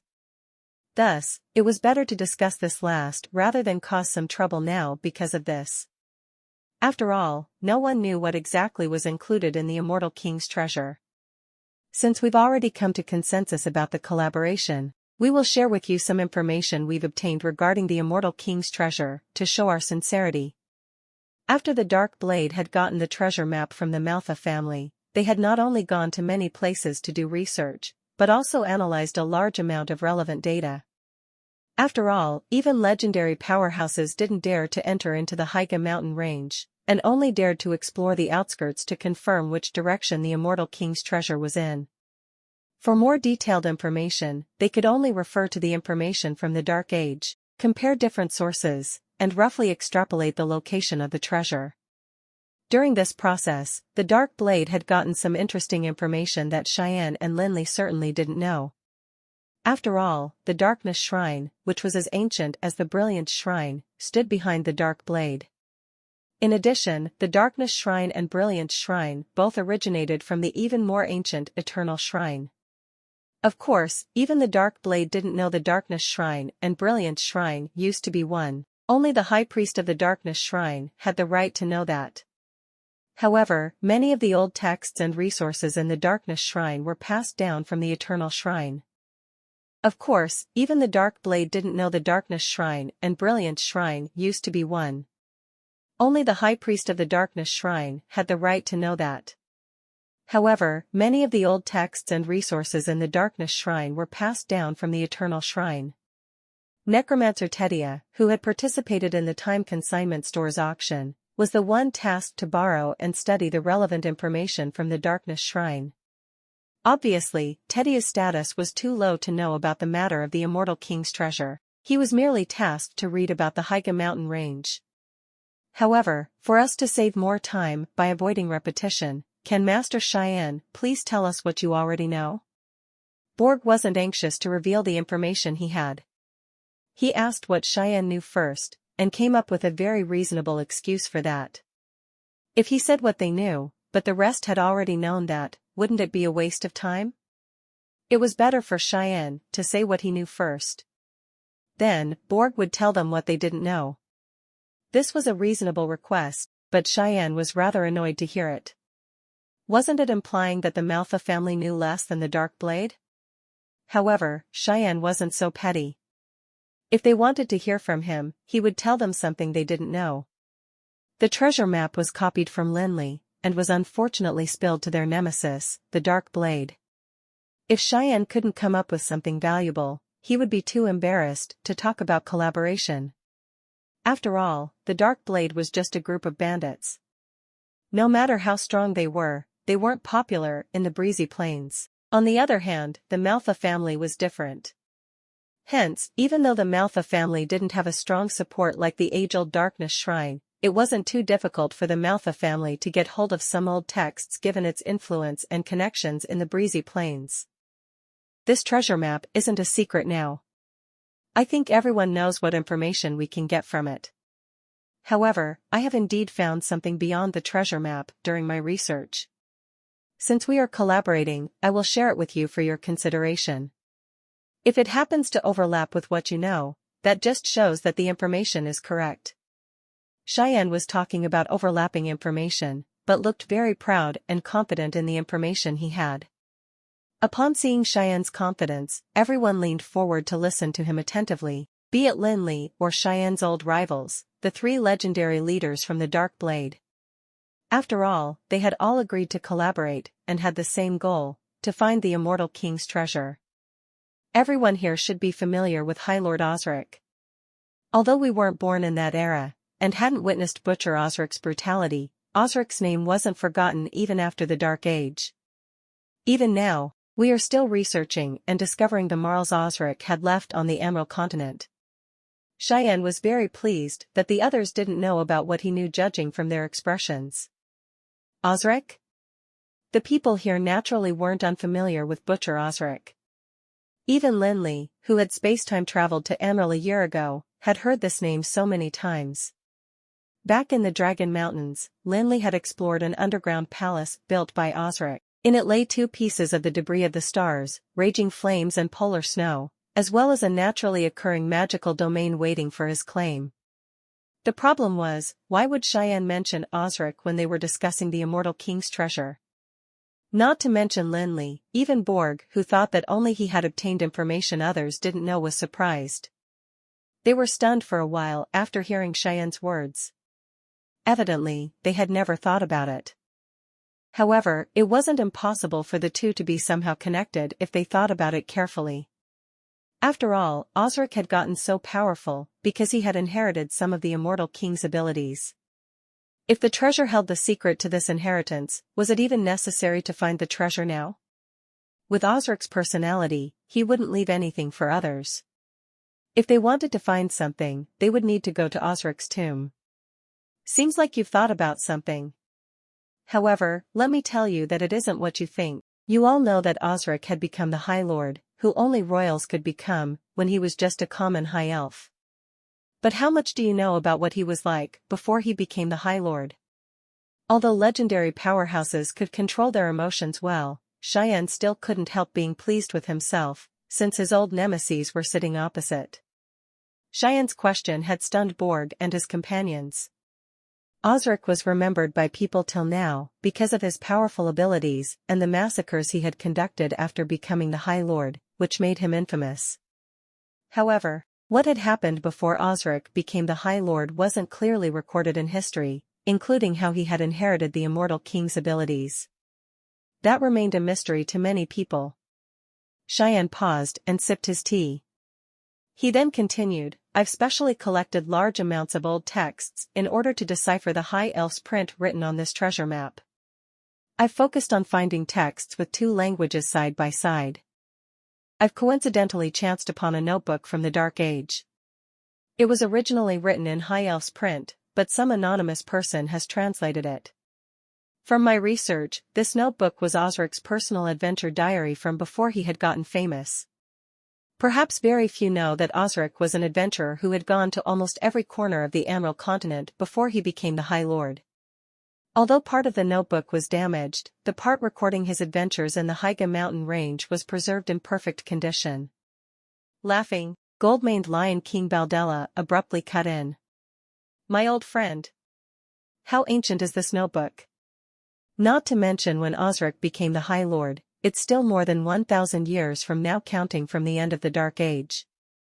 How do you know if the hill he mentioned hasn't smoothened out, or if the pond he mentioned hasn't dried up? It will be like finding treasures according to the clouds in the sky if we rely on this outdated information to find the immortal king's treasure." Although the others didn't say anything, they had the same thoughts as Baldella. Even Lin Li found Cheyenne's information from the notebook too unreliable. 1,000 years was enough to change much of the landscape, even if Anril was a magical world. However, Cheyenne wasn't angry that he was cut off. Instead, he looked at Baldella with some contempt and smiled. "Did I say anything about Haiga mountain range's geography? Baldella, your tendency to make assumptions didn't change at all." "Oh? Then tell us what made you so confident." Although Baldella was a warrior by profession, that didn't mean he was rash.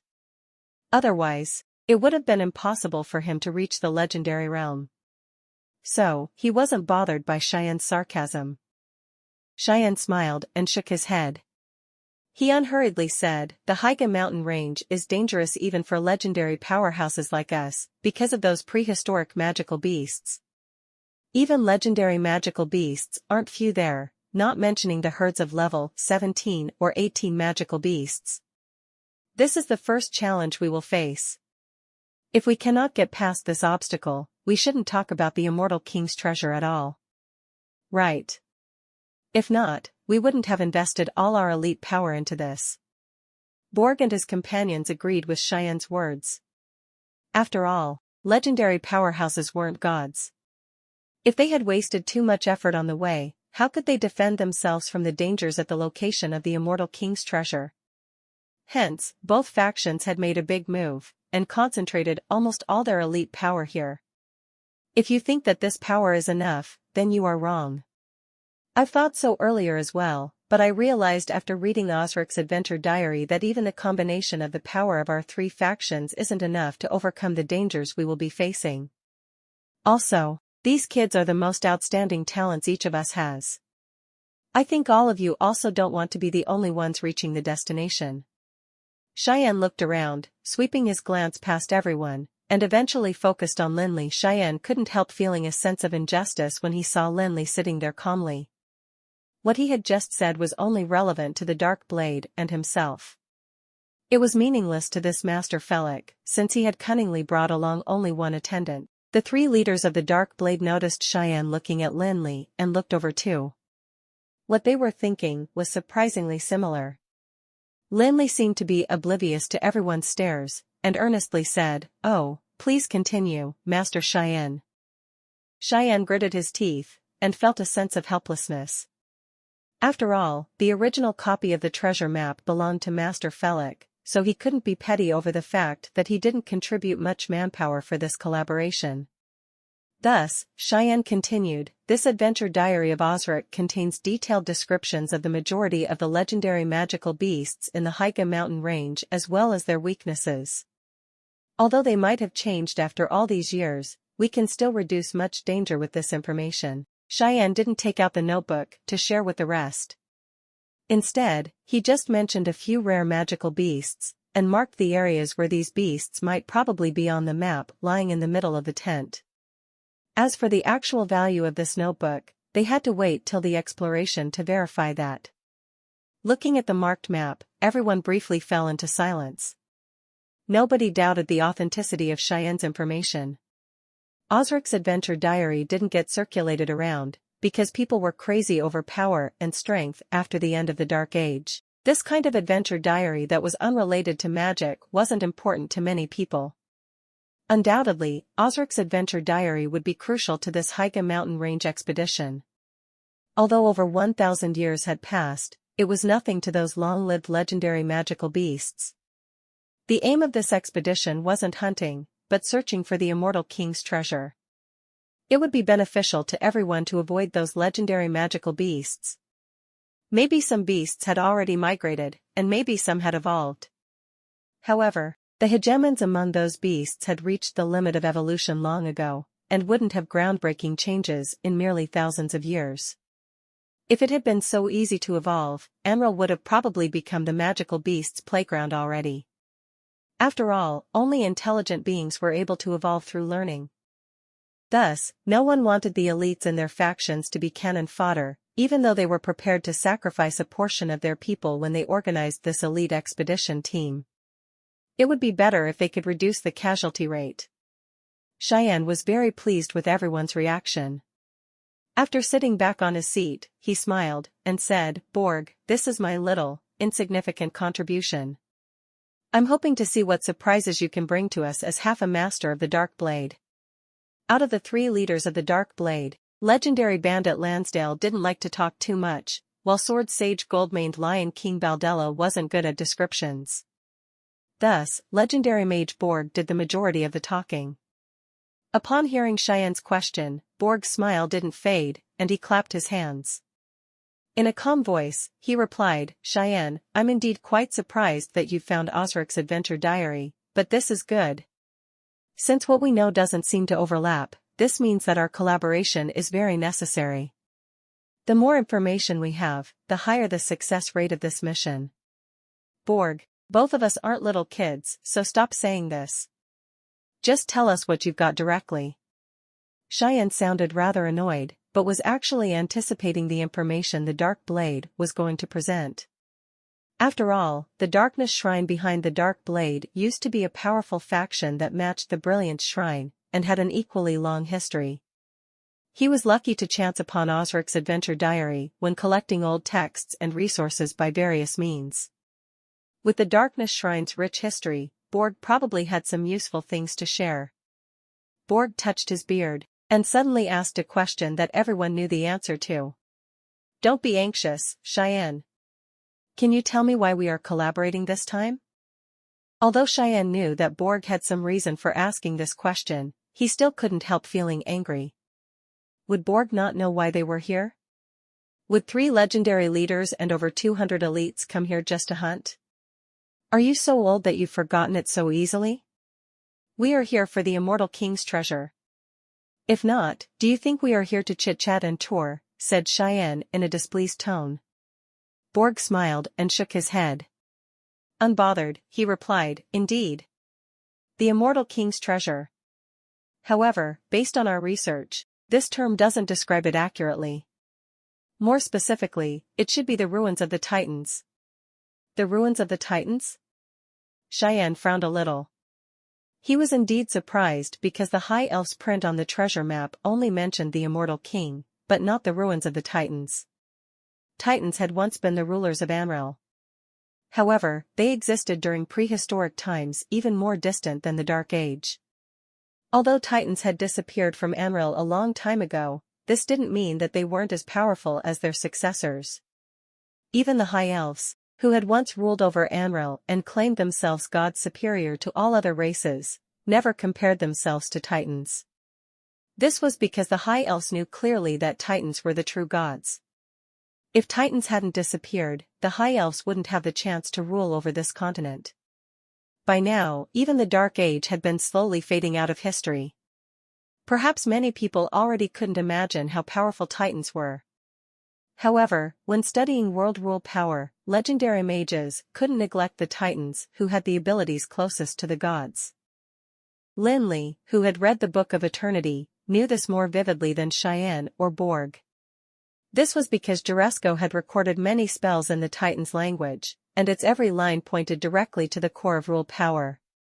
Both humans and the High Elves were learning about world rules through analyzing Titans' language. Thank you for watching Mystic Realms Recap. Please like, share and subscribe. Have a great day.